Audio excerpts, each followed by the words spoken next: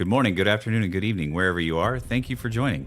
At CIQ, we're focused on powering the next generation of software infrastructure, leveraging the capabilities of cloud, hyperscale, and HPC. From research to the enterprise, our customers rely on us for the ultimate Rocky Linux, Werewolf, and Aptainer support escalation. We provide deep development capabilities and solutions, all delivered in the collaborative spirit of open source.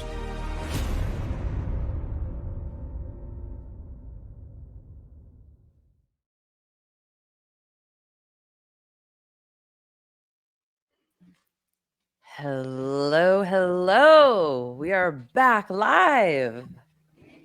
Hey, guys. Happy 25, everybody. Yeah, it's incredible. Wow, Dave, do you have a new microphone? This feels way all... new setup. Yeah, dude. What's up? Yeah, I've been recording a bunch of demo videos. And so, I mean, I've got a new mic. I got a new webcam. I have a key light. I've got some ambient lighting. I've got a green screen I can whip out if I need to. It's amazing. I see a glow on your face. Do you have your light on right now? I do, yeah. That's awesome. This is just me. I just glow. Oh my goodness, that's wonderful. It is so good to see you. So welcome everybody. We are back live. Yes, we are so excited to be here. Today we're going to be talking about HPC in 2025, trends, technologies, innovation shaping the future. Very excited. So we might want to just do a little intro, though I think that we've all been on here several times now. So I'm Rose Stein. I work at CIQ in the sales department. Nice to see you all. Zane. I'm Zane Hamilton. I've been at CIQ for a long time as well. Been doing this for a while, and I'm in sales also. Jonathan. Yeah. Tap people and go in a circle here. Yes, I'm Jonathan Anderson. I'm on I think we call it the performance computing team here at CIQ as an HPC engineer. Sounds right. Dave, I'm passing it to you now. I was going to say, no, I said my name. Yeah, I'm Dave Godlove. Yeah, I've done a bunch of stuff at CIQ. Currently, I'm the technical product writer, and I am working pretty hard on documenting everything fuzzball. Ooh, so yes, thank you so much for that. That's actually really exciting because there's nothing more better. There's nothing better than having to do documentation and writing about something to really learn it, right? Isn't that what they say? The ultimate way to learn something is to teach somebody else. Teach it. Yes, absolutely. So yeah, absolutely. And that kind of goes into a little bit about what's coming up, I believe, next week. So this time next week, you are hosting a Fuzzball webinar, yes? I am indeed. Tell us a little about that. Yeah. So, right. So as you kind of said, one of the best ways to learn a new product or learn a new skill or whatever is to, document it. And so that's one of the reasons I jumped at the opportunity to kind of have a full-time gig, digging into all the corners and nooks and crannies and things of Fuzzball and documenting everything because, Fuzzball is about to take over the world. And, so being positioned as like one of the people who kind of knows Fuzzball the best at the beginning is going to be an awesome position to be in. But yeah, so the webinar next week, we're going to go over and talk about really what Fuzzball is. We're going to introduce some of the, things that you can do with Fuzzball based on, different types of workflows and stuff like that. We're going to get a little bit more advanced, and we're going to preview and kind of tease a new feature that we also showed at SC. And that is something that sits on top of Fuzzball clusters and essentially makes the clusters like one big meta cluster, and that's called Federate. And so the idea there is that instead of interacting directly with any particular cluster, be that on-prem or in one cloud or another, I can just have this thing sitting on top of all the clusters and interact directly with it, send it my workflow specifications, and it'll figure out, which cluster is best to submit my workflow to and go ahead and submit it. It's exciting. I'm looking for that very excited to see that for a long time. We are very excited. Alan, we are so excited you were here too, but I just wanted to say one last thing about Dave's webinar that's happening next week. It is a gated webinar, meaning that you just have to sign up for it. So there's going to be a link in the chat right now to sign up for that webinar next week. So it's going to be on Zoom, which is a little bit different, which means that when you sign up for it, you actually get to be live in the Zoom room with Dave. So that is very exciting. And thank you so much for taking your time to do that. Alan, welcome to the party. Hello there. Hi. Want to say hi to the people and tell them who you are? Alan Sill. I run the High Performance Computing Center at Texas Tech University, and have too many other diversions for my time. Notably, I run an industry university cooperative research center in cloud computing that is focused on data center control. We're really busy these days. And I'm now, as of a couple months ago, a couple of you know, co-director of a new project focused on renewable energy powered data centers. Awesome. I have so many questions about that, but that's for another minute. In this very minute, I would like to thank Jonathan Anderson for doing a similar type of webinar, but on a different topic, werewolf, last week. And from what I hear and what I experience, it went very well. You want to talk a little bit about that, Jonathan? Yeah, so I mean, a lot of it was werewolf overview stuff again. But in particular, we get a lot of questions about running GPU nodes, particularly NVIDIA GPU equipped nodes with werewolf. And there's been some confusion about what you have to do in order to make that work. So we demonstrated a couple of different ways to build GPU driver equipped node images, and then the steps you have to go through to provision those out onto compute nodes and run GPU jobs on them. Yes, thank you for that. I got actually a couple of emails thanking me to thank you for that webinar. So Yeah. publicly, thank you, Jonathan.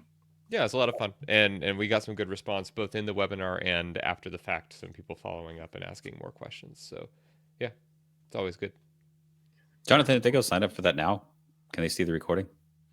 I think it's just public now. It's public now. Okay. Yeah. Can we post that link? That would be fantastic. I've had a few ask. Oh, yes, that is a good point. It is definitely on our YouTube. Yeah. And they'll be doing that right now in the little link Perfect. below. Yeah. And if you can't make the fuzzball one, it will also be live later. But you can actually be in the Zoom room with Dave Godlove next week at this time. So that's kind of what makes it a little bit more special. Yeah. So make the live one. Make the live one. It'll be live later. Dave needs that question. Previously recorded live. Exactly. Awesome. Okay. Well, Alan, I mean, you are in the right place for what you are working on to be able to brag and talk about it and share about it.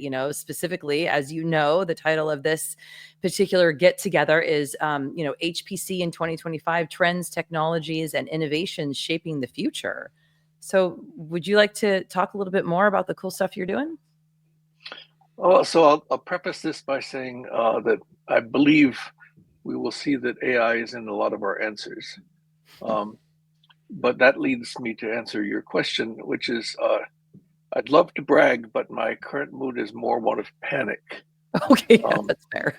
Alan, you love AI. What are you talking about? Because specifically of this AI stuff, it's like we were doing pretty well. We're kind of migrating towards, Google was advertising, Azure was advertising, everybody's advertising, we're buying renewable energy, we're not killing the planet and stuff. Then AI come along and they said, hell with that.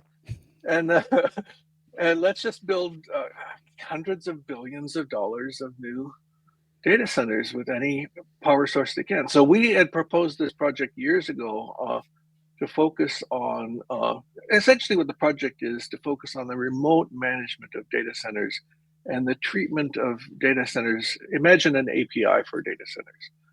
What needs to be in place for that to work? And that's been our focus for a decade in my industry-driven center. We had a lot of nice cooperation with industry trade groups and large-scale companies who don't mind spending a little bit of money in a university setting, but focusing on the instrumentation and the what's necessary to go from managing a node or a cluster into using those same techniques, the exact same techniques, to manage the equipment in data centers, HVAC systems and power delivery systems, and all the many parts that have to work. So that's been our focus, and we wanted to prove it in the context of a renewable energy powered project that we have at the university that was sort of finishing its life. It was focused on integrating different sources into the electrical grid, and we said, let's put a data center there. And so that's our project.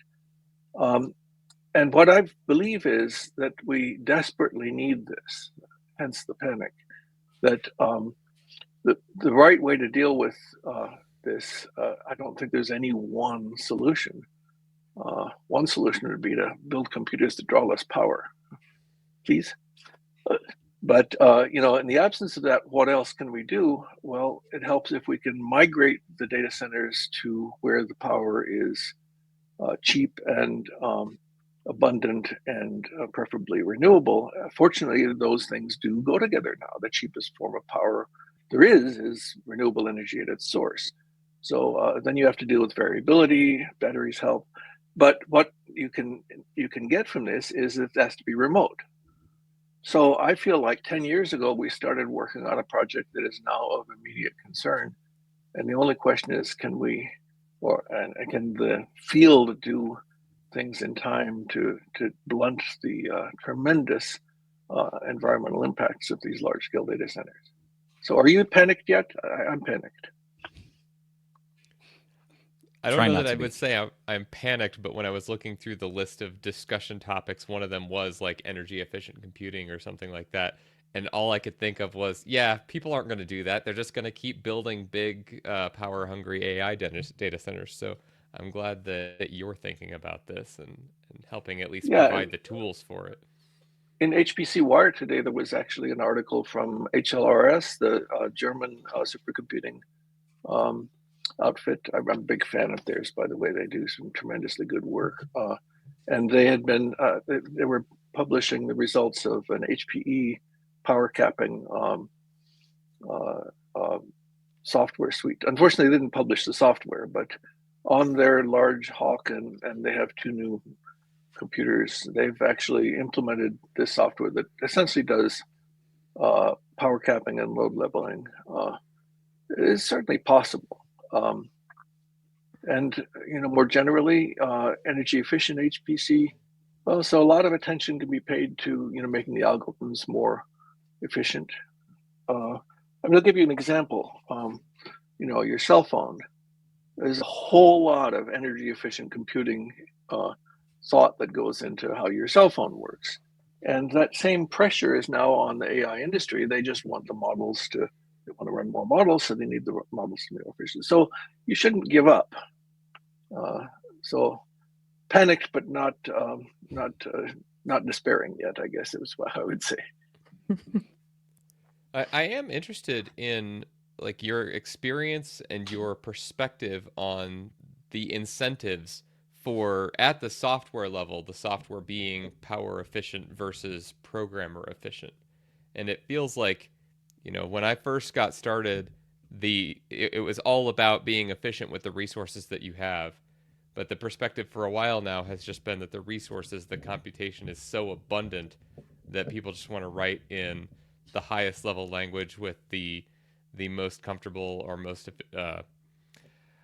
I don't know, most meaningful semantic to them, and efficiency and optimization is like a distant second place. Do you see that changing, given experiences that people have with mobile computing, and now there actually being power constraints with the AI industry, or are there more pressures that are going to have to come in to incentivize kind of large rewrites of some of these applications? I want to get Dave and Rosa and Zane's take on this too, but to some degree, things are running at cross purposes, right? You could make the argument that the whole industry is trying to make programmers unnecessary through AI. We might have our own opinions about that. Some of them might be well founded.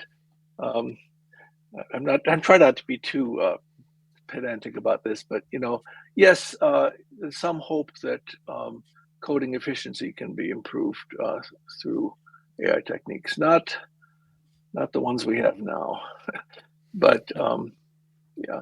Think of the low code movement, for example. It's been around a long time. There's always been this low code stuff. Drag a few icons around, you have a program. That's going to be revolutionized by AI methods, right? So maybe it's not the stuff that the hardcore hackers. I like to think of myself as one like squeezing every bit of efficiency out. But I will say that the incentive is there to squeeze out the efficiency because the scale of the problems people are trying to attack. Again, my reference goes to the cell phone. You need it to be more efficient because you want a lot of power in a per unit compute, right? Mm-hmm. I'm hoping to see that the models getting built are built around more efficient language or more efficient code in the models themselves. I think right now it's very generic and it just tries to build the thing that solves the problem. But if they could start building models that actually take into account really, really well written code to take advantage of this stuff, that's what I would be really interested to see and how we're going to get there. Yeah, so I put a link to the HLRS stuff and our project, the 5-year project, and most of it will be focused on these topics. What we're really going to be doing is we're focusing on the scientific computing arena. We're not going to try to solve the whole problem. We want to focus on what does it take to get scientific computing, academic computing, to make better use of co-location and remote operation. The expensive buildings on university campuses are not the right place to put data centers, but we persist in doing that. Our project is to be focusing on what does it take, what incentives do you need to put in place to get scientists, engineers, academics to move their computing to more efficient locations, more low carbon locations, happen to be cheaper energy and so forth. Renewable energy is variable, but on a broad scale, Dave was talking about fuzzball, and congratulations for reinventing the idea of grid computing, by the way. Happens about once every 3 years. We called it cloud last time. Maybe we'll call it fuzzball going forward. But distributed computing and variable power sources go together. And not just for climate reasons. When the war in Ukraine started and there was a panic about Russian oil supplies to Europe, the energy prices skyrocketed. And we got lots of calls from our colleagues in Europe saying, we can't afford to pay our electric bills. Can we move some of our computing to your machines? So this is actually the old idea of grid computing. And it does resurface every now and then. But if you now think about mitigating carbon impact by moving to where renewable energy is abundant, it makes a lot of sense. So that's the other aspect of renewable energy. People tend to think in terms of constraints. I only have so much energy. At least as an important consideration is abundance. When the sun shines, there is actually lots of solar power, and there's 20 gigawatts of solar power in the state of Texas alone. And batteries are going in hand over fist, 15 gigawatts of wind. But so if you can move the compute to where the power is so abundant that it's actually sometimes negatively priced, then you can actually make an economic argument for doing the right thing from a climate point of view. Dave, before you jump in, I wanted to welcome Fernanda. Welcome. Happy 2025. Hi, Hey, Fernanda. Hey, everybody. Just making sure I was not on mute. You are not on mute. And we're so glad that you are here. And I know that you know this, but we're talking about trends and technologies and innovations shaping the future. And specifically, we've gotten into the renewable energy conversation. And Alan brings up some really great points about going to where the renewable energy is abundant. And then you also brought up another point about financials, right? Like the cost of it, not just the environmental impact and how much we're using, but the cost. So yeah, so the point I just made, Fernanda, is that people tend to think when they think of renewable energy in terms of constraints, but you have to factor in also abundance. When the sun shines, when the wind blows, sometimes it's the middle of the night in winter here and the wind's blowing and nobody's running their air conditioners. You actually have abundant energy if you can move your workloads to them. And now you think of this, so the beginning of this topic was my panic over the rapid growth of AI and the huge overbuilding or huge building rate of new data centers, huge pace of building of new data centers. So I think the theme of this whole meeting panel is what's new, what's happening, and AI is got to be in the conversation. So I have a few thoughts on that. First, just to remind everybody, I'm here under my own recognizance, and I do not speak for my employer. Always have to remind people of that.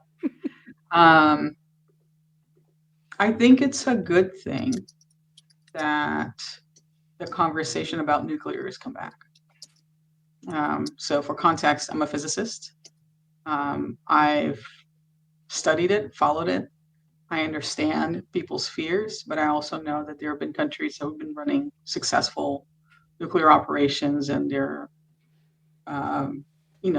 energy independence is strong. I also have observed us panic a bit every time there's an accident, mostly because the ones that suffer these accidents are reactors that are from, first gen, second gen, and we've moved far beyond that. The Department of Energy has a few things that they've done with small modular nuclear reactors, and I think those are really neat, technologies to come to life. And so the fact that if the worst thing, about AI is energy, I think the best thing about that to happen is that we're bringing nuclear back to a conversation, because it is a clean energy source that we can switch to, not overnight, because regulatory, all sorts of things need to happen. But we could switch to that really quickly and bring down our carbon footprint, overnight, right? Depending these things coming online.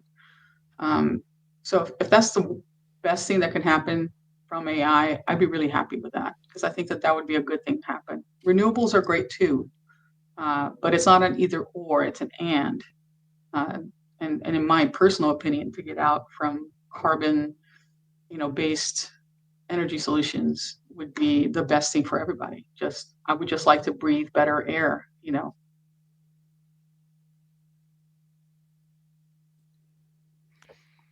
I also liked, I think Jonathan kind of was talking a little bit earlier about like algorithmic efficiency. And, I just wanted to kind of follow on that conversation a little bit too, as well. I mean, I being a Linux user, that was one of the things that I always, especially early on when I first started using Linux, really kind of amazed me. And I was very interested in is, all these tools, that Linux provides that will run in a few, K of memory or less. and it's because during that period of time that, that was all you had the memory to, when these tools were being developed, it was like, that was the computer. Like, if you want these tools to run, you've got to fit them within these constraints. So since then, I'm sorry, I'm getting a little bit of an echo here. So, since then, of course, now, and I'm a culprit as far as this goes too, because I'm in the container community and I've pushed containers and stuff like that. And one of now it's like, oh, well, I just need this little tool that is really quick and easy to run, but I'll put an entire operating system behind it. And I'll, I don't really care how big the container is, whatever, it's fast to copy it from here to there because we've got, really nice networking capabilities. And I don't care if it takes extra memory because I've written an inefficient algorithm and, MATLAB or something. And, it's like my time is expensive and compute is cheap has been, I think, for a while, like the mindset. And it's because of necessity. I mean, maybe this is going to drive us to develop more efficient algorithms, and maybe we're going to save energy that way. I mean, we're going to kind of have to that's programmers are going to have to, in order to fit the training algorithms and the inference algorithms and things onto the kinds of hardware that they want to, right? So that's a good thing as well.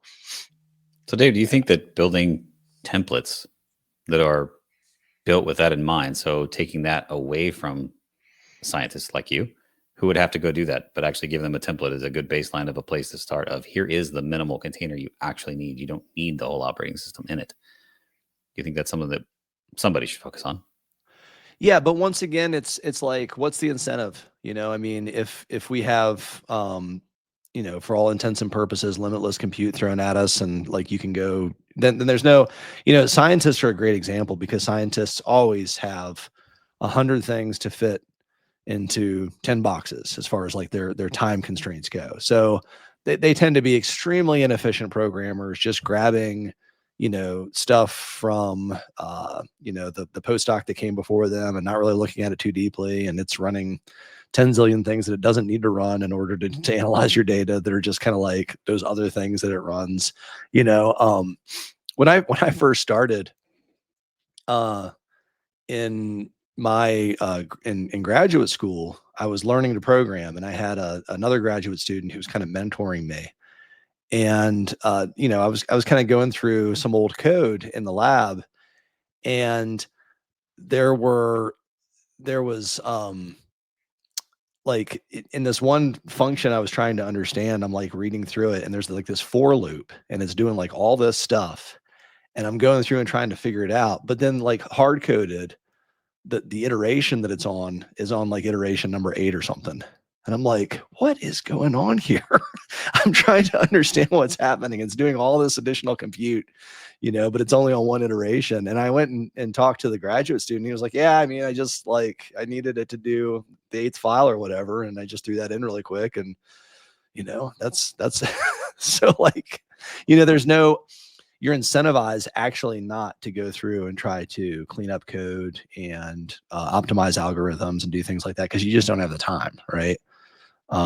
So if the incentive is there because there's only, we can't go beyond some limit of energy or some limit of compute or some limit of whatever, then that's going to produce more efficient code just because the incentive is there. And then you'll end up with something like, the beauty of Linux that can run sorting and algorithms, and can go find files and things like that with just a few K of memory, because when these algorithms were first produced, they had to be extremely performant, and they're still performant even on what they run today.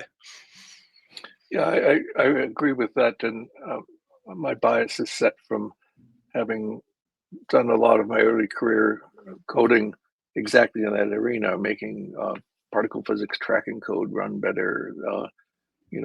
I found, by the way, a useful social engineering technique when trying to get people to move to a new platform is to write code that's faster, that also runs on the new platform. And when you put that into the code base, you've sort of got two jobs done at once.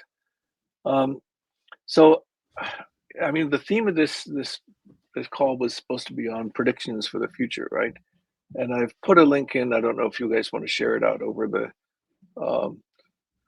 broader conference, to an article in IT Pro Today, where they asked for development trends and predictions for 2025 from industry insiders. I don't know who's an insider. I guess someone who's in your contact base.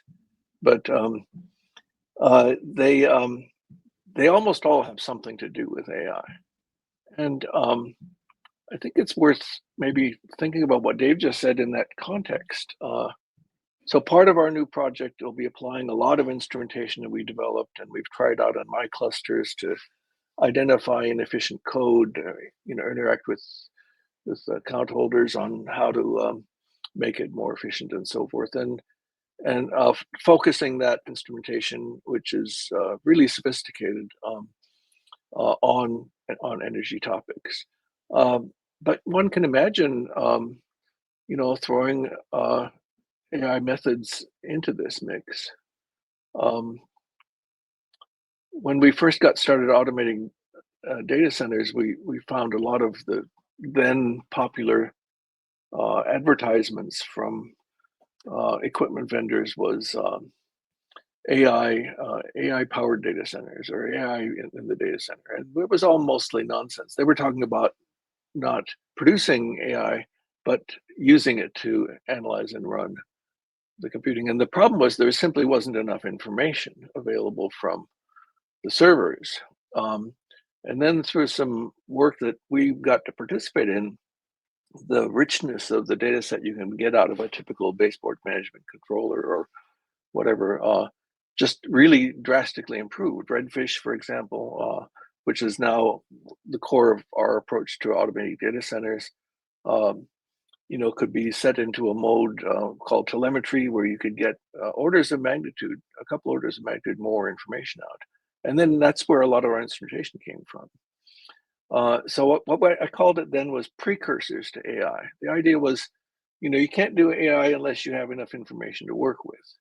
Now we have tons of information, and this was all done without instrumenting the code. So there's various methods of instrumenting the code. My favorite one is called Like I Know What I'm Doing, LIKWID. I think it's also a project of the HLRS folks. And so you have all this extra information.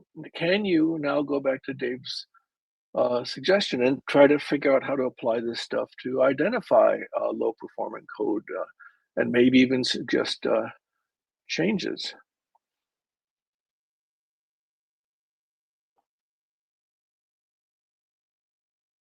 Brenda, I know you had some thoughts. You were saying industry is also just as inefficient as science. I like to defend my scientists. They're not the only ones writing bad code. I mean, we had an entire world of Hadoop and Spark running on JVMs, and that's not efficient. We know that's not efficient. It got the job done. It's not like they try to reach out to us and be like, "Hey, do you have a communication library that we could use?" Because otherwise, we're just going to use TCP. They didn't come to us and implement MPI in their backends. So I'm going to defend the scientists here. Everybody's writing code that gets the job done. There are better ways to write code. Nobody needs to write the best way to write code. If you do, you're lucky and consider yourself, a genius, great. But most of us are just trying to write code that gets the job done. And if it gets the job done in a reasonable amount of time, then the job is done. For example, when I went to NVIDIA, my job was to bring people in the life sciences to GPUs. So we got people in the physical sciences to come in, right? That computing had been at the center of everything that they needed. You can't exactly simulate the universe on a supernova on a petri dish, but you need a supercomputer for that. But for folks that were doing, life sciences in biology, essentially, their world was R and Perl, and some of them worked on Java. And so I'm going around talking to universities, and I'm going around talking to researchers. I'm talking to anybody that will hear me and knock on their door and be like, "Hey, have you considered GPUs?" And so a really neat example is, for example, when you're doing genome assemblies, right?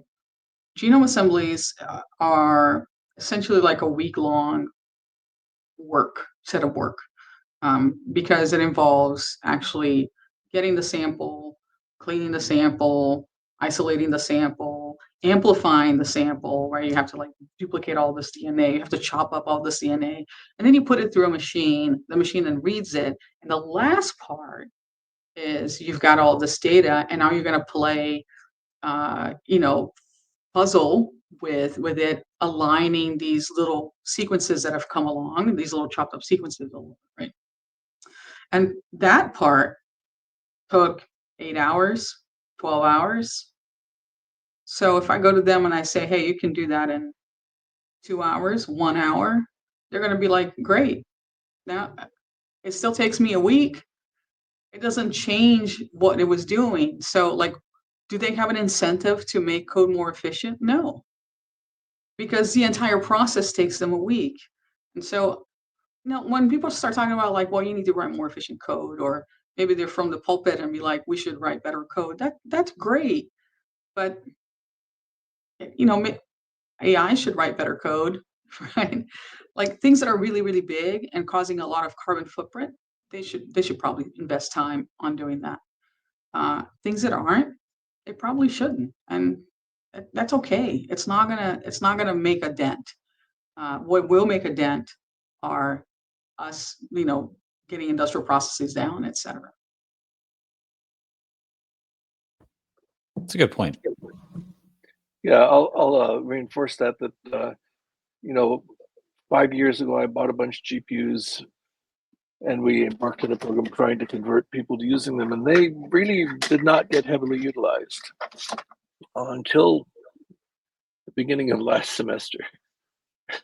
And somehow a bunch of work throughout the software ecosystem, plus the interest in AI. It wasn't just people playing with Llama or something. A bunch of code that hadn't been ported to GPUs before started to show up and run on our GPUs. And so our GPU partitions have been completely utilized since about September. But for a good fraction of their 5-year lifetime to now, they were not. So now, of course, those 5-year-old GPUs are ancient, and I'm having to go back to the university and try to get resources to buy more. I'm just curious what trends and innovations shaping the future, since that's supposed to be our theme, you see coming out of this. Yeah, one of the questions was about open source communities. There's so many of them. What are maybe some of the ones that you are, either involved with or kind of seeing come on the scenes? I feel like there's like a couple new that I'm aware of every day. I can't even imagine how many there actually are every day.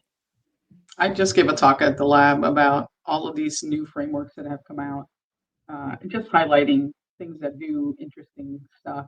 I was asked to give a talk about data engineering, essentially, and what industry is doing for data engineering, and that's what I was doing at the startup that I was. And I talked a lot about Apache Arrow. A lot of places have, implemented it. A lot of frameworks are implementing Parquet at the very least as their data format. It makes sense. If you haven't heard of Parquet, you should definitely look into Parquet. If you haven't heard of polars, you should definitely look into polars. If you haven't heard of Apache Arrow and ADBC, which is a new way to connect databases, not database, just databases, but just connect data in general, you should definitely look into it. For the most part, I think there's more momentum in the data engineering part. We've suffered for a long time. I do see some more momentum in just helping people put data engineering, pipelines together. Yesterday, I was looking at Hugging Face's data sets. So there are lots of different kinds of frameworks that have their own version of the data set. And I was looking at Hugging Face's, I was just perusing data sets for a workshop that we're putting together for the summer. And there, at the header of where each column is, so each feature, right? Columns, features, they're interchangeable in AI world. But for each column, they had a little thing at the bottom, so it had the title of the column, and a little thing at the bottom that talked about like ranges of the numbers that were there, or in a date it had like ranges of dates. It had like number of nulls, percent of nulls, and it just had a little bit of.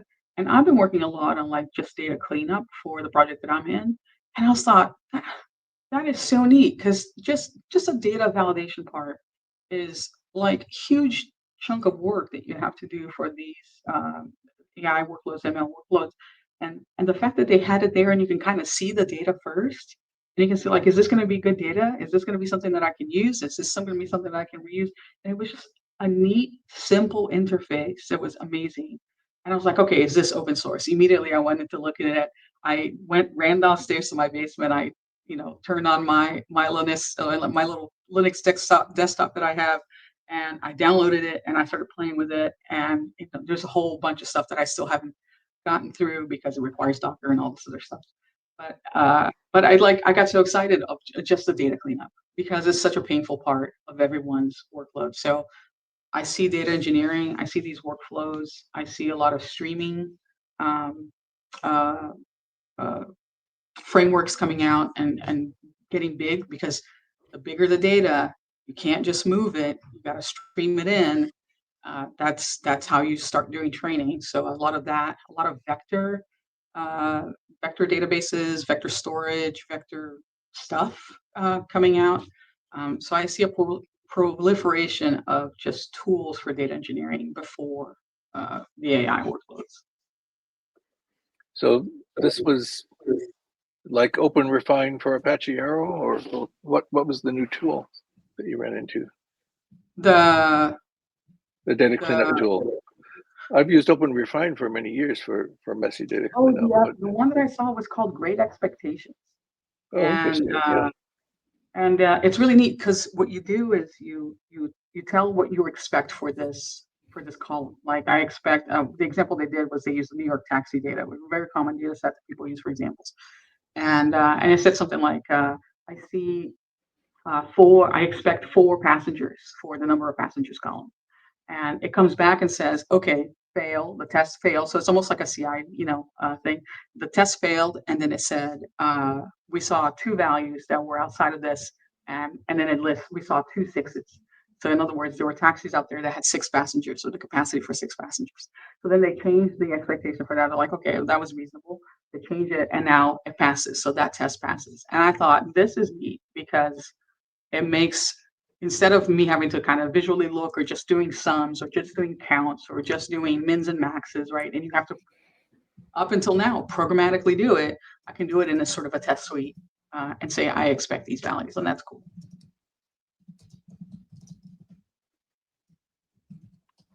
What was the one you said you used, Alan? Well, it's sort of spreadsheet oriented, not high volume data oriented, but it's called OpenRefine, and it's been around. It was a Google product about 5 or 6 years ago. I think they open sourced it, and it's available for all platforms. I've used it in a wide variety of settings. You can teach it, different spellings of the same word, or just different data processing. Again, it's another example of a tool with, if coupled to AI methods in the back end, could be extremely powerful. I'm an AI skeptic, as you know, but I'm trying to look for ways. Oh, we know, Alan. You hate AI. I don't hate it. I just think it's, there are many negative things to say for every positive thing, but I'm still looking for the positive things. So I see that Great Expectations has a open source GitHub repository, though it's a commercial company. Correct. Yeah, it's a commercial company. But they have a core. They're doing the sort of model that others have done, which is like we have the core piece of software, and then features that are a little bit more special are what we charge for, so that they get you started, which is. Yeah, so that's my question: is can you find tools like this that were aimed at kind of manual intervention, and can you automate them with with machine learning and AI techniques? The place we're going to be looking at is code efficiency, right? We can determine certain patterns that we look for manually now. Well, that means we can probably teach a machine to look for them. And what happens? Yeah, I would love that. Scale? Yeah, I think that would be super interesting if we can find some use for where an AI or ML framework, and I would get into a ChatGPT interface and I'd be like, look, here's our Parquet data set, and here's what I'm expecting. I'm expecting these dates for all the columns that look like dates. And I'm expecting this range of years, and I'm expecting no names. I'm expecting no columns that will be less than 30% full with information, right, or more than 70% nulls, and then you just kind of describe what you want, and it turns it into, okay, I'm going to go look for this, and I'm going to run through it. I think there's the beginnings of that, and we're not quite there yet. Okay, and OpenRefine, just for completeness, is just openrefine.org, and it's open source as well. So Thanks for filling us in there, Alan. Is that enough of a trend in future? My guess is that even skeptics like me will find ways of applying AI techniques, but what we have now in AI is just autocorrect on steroids, and I am not impressed. So I wonder if you're using AI for like big data selection or big data cleaning. I mean, so I guess the types of things that I think that AI works really well for are things that are tedious, and then like at the end, after your AI has created some sort of a solution, you can sort of check the solution against a known, good version. How would you do that if you're using AI to validate a data set or clean a data set? Like, how would you perform some sort of a sanity check to make sure that it didn't just delete a bunch of good data or change a bunch of values or something? So that's remember, we don't have to do an either or, right? We can do both. For an initial sanity check, I got something that was just sent to me. So I'll give you an example of something that I was working on. We got something sent to us, and we were expecting a particular type of data that every other package that has been sent along, that type of data existed. And let's say that it was images. I expected a zip folder full of images. That didn't come in. And so I could, if something could then go check that and figure it out that it was there or not there, great. It can flag me. And then I go like, oh, I got a flag. Let me go check. Now I can do this programmatically, right? Like I can check, but each of the file names are different, and the dates are all over the place, and not all things are named consistently. And so it's not like I can just say, is it a .jpeg? Sometimes the images might not even be consistent in the format. Again, I can still programmatically do that. But this is the sort of tediousness that would be great. If I can teach an AI to be like, do you see any images in that folder? And the AI goes, no. Okay, let me go check. And now I've triggered something that I can then more, formally do the sums and the mins and the maxes and the counts and the nulls and the whatever, right? And then double check. But if I see something wrong immediately, like glaring, then why not? Yeah, I agree with that. I think, if I just think about how I write a bash script to go, do some task for me, it's usually iterative. I say, oh, now give me all those things that actually look like the result of this step. And then I say, oh, there's just a general way to do this. Ideally, AI would be a partner in these kind of tools. You would go through the data and say, well, this is the same as that. That's the same as that. This is different than that. And the AI would be kind of over your shoulder learning from you. But Dave, I think the answer to your question is, if remember you when asked, that you will actually have to do a check. You won't ever get rid of that step. And in fact, if you ever do, it's probably a recipe for disaster. We all know that we can automate really stupid things. I'm trying to avoid a university administration joke here. So, some things you can't fix, even with AI. Wow, you guys, we have been chatting here for quite some time now, about 45 minutes. And I think that we could probably go on and on and on, but it might be a good time to kind of wrap up. Dave and Jonathan, if there are some, open source things that you want to talk about, I mean, it definitely is exciting for me, even though, it's like, it kind of feels like old news sometimes, at CIQ, it's like, yeah, we support Aptainer. It's an open source project. We support Werewolf. It's an open source project. It's really cool.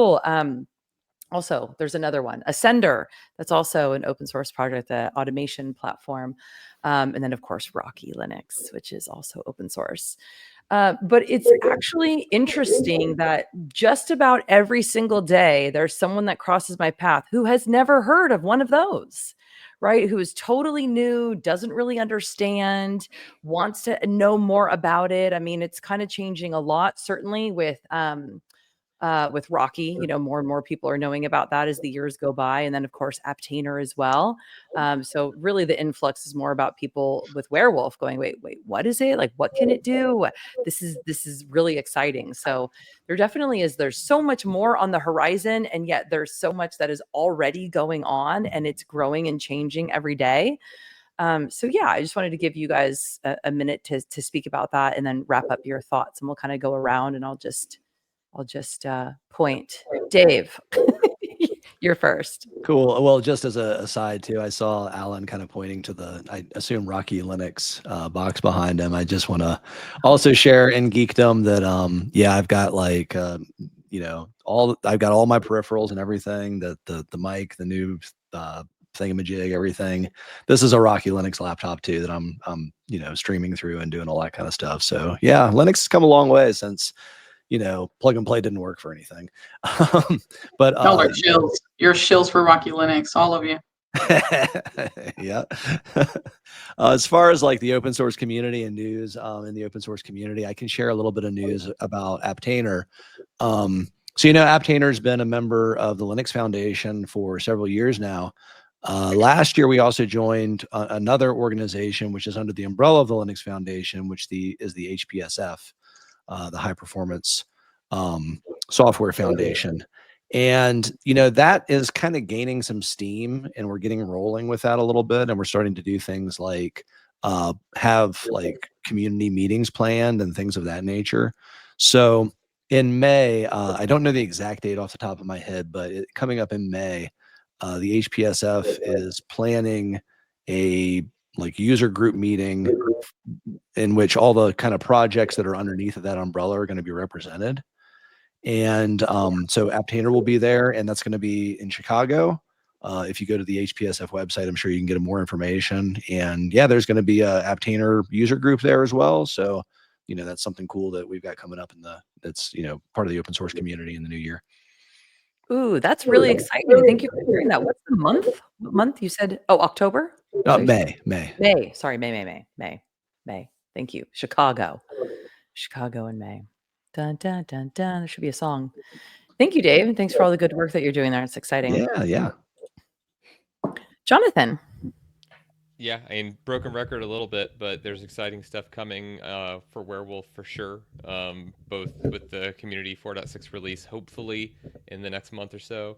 But then CIQ has also been developing some add-ons, some of which will go into the community, some of which will be CIQ stuff that I'm excited to hopefully show probably here in the not too distant future. So I hope people will watch this space for usability improvements and kind of easier on-ramping to getting started with Werewolf and making it more observable.